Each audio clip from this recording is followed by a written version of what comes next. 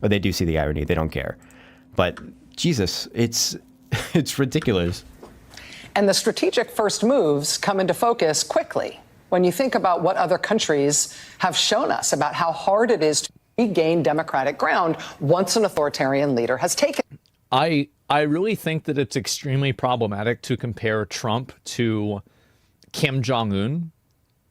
That's funny. Like, is it? It's just so ridiculous. There's dumb. Yeah, it's insane. Like, I get that they might not like him, but they're undermining democracy. Well, it's like just this,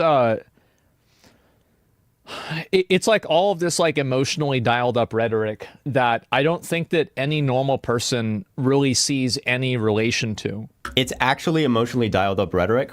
Whenever you're responding to things like, oh, well, like you can't be saying anything that's like super extreme about Trump, and you're saying that he wants to be a dictator and stuff like that. Come on, that's like emotionally dialed up rhetoric. It's actually like emotionally motivated rhetoric to knee jerk things like that when you don't know anything about politics at all. It just makes him look bad. All of those leaders are leftists, by the way. Well, we're not going to get into that, okay? What?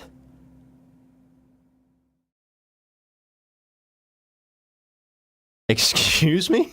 What? Leftists. You know they lost the Democratic vote? No, they don't know that. They don't know that. That's the problem. Isn't it about as foolish as Trump cozies up to dictators? I think that Trump is probably too friendly with them as well. But to say that he's the same as them is just inaccurate. It's just not true.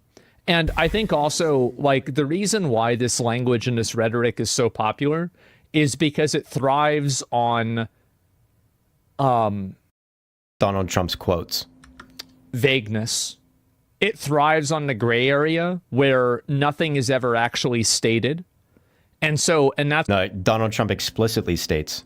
That's what this woman is doing, is that she's talking about implications and she's talking about theoreticals because she knows that if she actually gives any examples of what people could, quote, do, she would be immediately, like, just known to be a psychotic retard. And that's why the implications and the insinuations exist. It's because... Psychotic. You're really going to compare her to psychotics? That seems a little...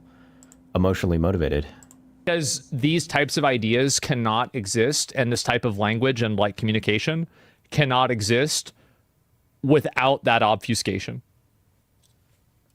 In that ground. And the work has to be done now. Mm-hmm. The work that has to be done now. Yeah. The point that she was making is that the types of things that Donald Trump wants to do are things that are going to be very difficult to overturn or get rid of. It has to happen in sort of every aspect, every corner of our society.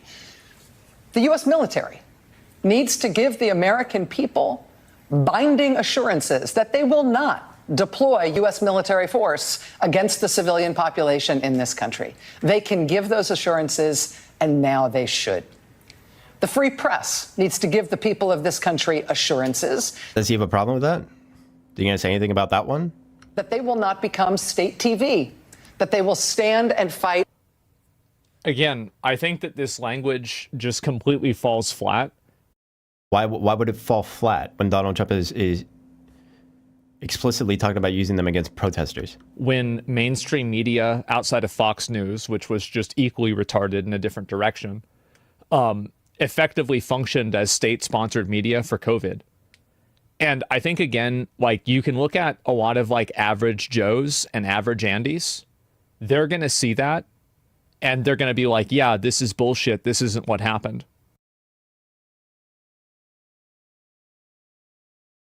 Listen, guys, you're going to piss off the retards. They're going to start fucking all these guys that are voting for Trump and they're part of this fucking cult of personality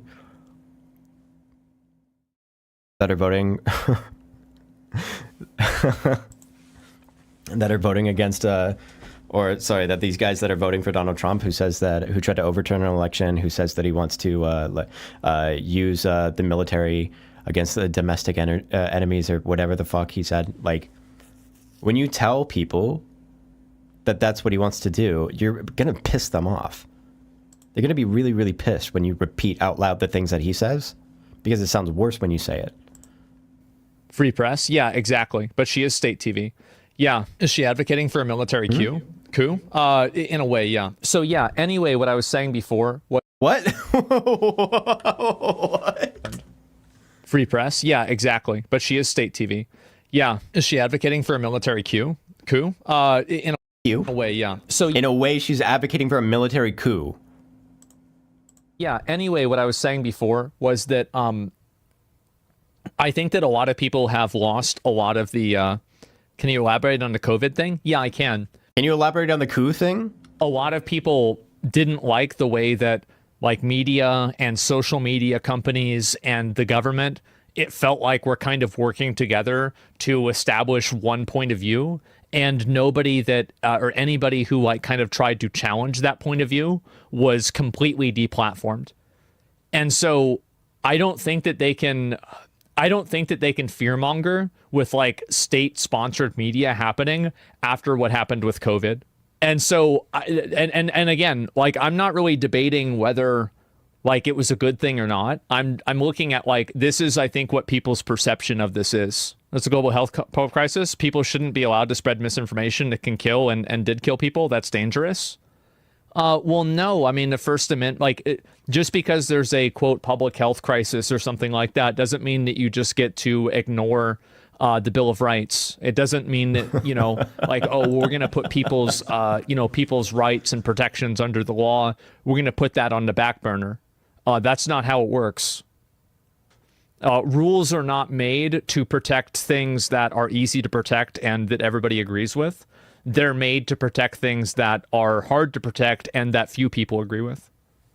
Together, they will put aside rivalries and petty professional differences. They will stand and fight together as the free press, as the fourth estate, as an institution that is... You're not... This is... That actually is like really kind of a mask-off thing to say. Sorry? Stand and fight together as the free press. Fight?